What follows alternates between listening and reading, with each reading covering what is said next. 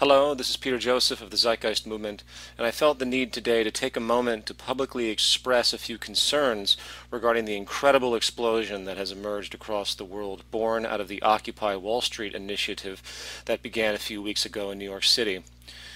While the mainstream media continues to more or less ignore, criticize, and downplay the enormous growth, potential, and effect this global action against the financial system is having, I think if you put every single left-wing cause into a blender and hit power, this is the sludge you'd get. It's like Woodstock meets Burning Man meets people with absolutely no purpose. the independent media has been shining as the beacon of free speech journalism more than ever. And the interesting thing is, the more the mainstream media continues its status quo preservation tactics, the more public attention will seek out and support the independent outlets, for the power and interest in the Occupy movement is simply not stopping. As of October 16th, over 1,500 cities in the world are now actively taking part in what is likely the largest global action ever seen. And I suspect many other seemingly different economic protests currently occurring worldwide will eventually unify with this global Occupy movement as well. And while peaceful protest has been a staple of this action, police brutality and violent outbreaks are unfortunately occurring in pockets, and this is something of deep concern to me. It is one thing for all of us to give lip service to nonviolence in such a situation, and it's another to be educated and strategic in your work to restrain it. I speak not only to participants here, but also to law enforcement, and hence the government and financial powers they represent. In the case of violence occurring within the Occupy movement, it's critical that if you see any person beginning to act in a violent manner, you work with others to stop them in a peaceful way or make sure others are separated and not triggered into it. There's an important book that I recommend called The Crowd, A Study of the Popular Mind, which takes great care to discuss mass reactions. While many of us might think we can be completely objective and independent in our actions, the fact is we are deeply influenced by the effects around us. The mob mentality can take hold almost subconsciously. This is very important to recognize within yourself and others in order to be vigilant on both fronts. On that note, it is also critically important law enforcement understand these dynamics as well. If you, the police, expect the crowd not to be violent, then a concerted effort to withhold your communication of it is required. Just as a single rogue person can trigger an entire group to jump on board with violent acts, so do violent actions coming from you, the police. The more you show violence, the more likely it will generate it.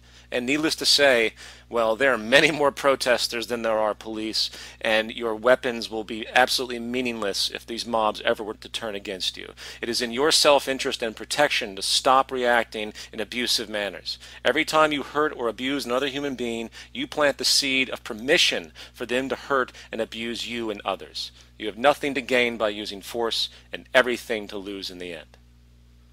Now, that all aside, there's a quick point I would like to make with regard to demands and transition. I don't pretend to know what will occur as this movement continues to grow, but unless an informed, relevant set of demands are made, its effect will be minimal. It is here I will speak with respect to the values of the Zeitgeist movement, along with my personal views on how we could possibly transition into a more humane, sustainable, balanced society. While many within the Occupy movement promote various reforms of the current economic and political system, others, such as the Zeitgeist movement, seek a complete overhaul. It is not the purpose of this video to expand upon the complete train of thought present in the Zeitgeist movement's observations and proposals, but suffice it to say, we seek a system based upon resource management as the starting point of all industrial decisions, coupled with a recognition that the efficiency enabled by our modern understandings in science and technology will be what can provide and meet the needs of the entire human population and create true sustainability. The manifestation of these elements are what comprise what we often refer to as a resource-based economic model. To understand the basis of this train of thought more clearly, I do suggest two books as well. One is called Critical Path by Buckminster Fuller, and the other is called The Best That Money Can't Buy by Jacques Fresco. From there, the reader should begin to see that our current financially based economic model is intrinsically flawed, and no regulation of this system will likely solve the real problems we face at hand. And if this view is accepted, the view that we need to employ a completely different socioeconomic model to meet the needs of the human population and become truly sustainable on the planet Earth, the question, of course, becomes, how do we get there? In my personal view, the Occupy movement could be the seed for a transition out of the current paradigm and into a new one. By its natural evolution, the Occupy movement has characteristics that are very revealing with respect to the true nature of the problems at hand. The fact that this act of contempt is occurring without borders, or in certain cases, without even respect to the political system itself, rather targeting the financial system, shows an amazing new awareness. My first suggestion is to unify the regional movements into a global entity through representatives, where each major region has a personal link to each other. I believe this is starting to occur already. Then meetings need to occur with these representatives to plan more concerted actions to reinforce the global unity and presence. Second, a decision needs to be made as to where your main focus is, to keep but reform the current system or to work to basically remove it as a whole. And obviously there can be a transitional phase incorporating both as well. Either way, these global representatives would need to prepare a World Occupy conference at a set location for the media to digest, where reform issues are presented, hence pushing recognition by the political establishment and the public. In the case of reform, this is where each regional group gains the recognition and organizes themselves to be able to engage their country-specific governmental bodies. In the case of complete revolution and the interest to remove the model itself and install a totally new system, as advocated by the Zeitgeist movement, a more radical undertaking is required. A parallel government needs to be created.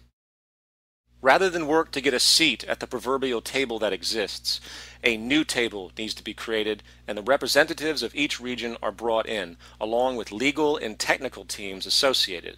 Much detail could be explained on that, but let's leave it there for now. Eventually, this will create a virtual global institution that begins to prepare the new social system, as the old system continues its operation and inevitable failure if you understand what this system is and how it can't resurrect itself at this point. And once the model is defined, a mass public awareness campaign is commenced as this new governing body and its work is announced. The tipping point will come once the public begins to see the merit of the new social proposal, hence recognizing the governing entity itself and eventually giving it priority over the prior political establishment. Now, what I have just thrown out here is extremely generalized, and I'm sure it raises numerous questions.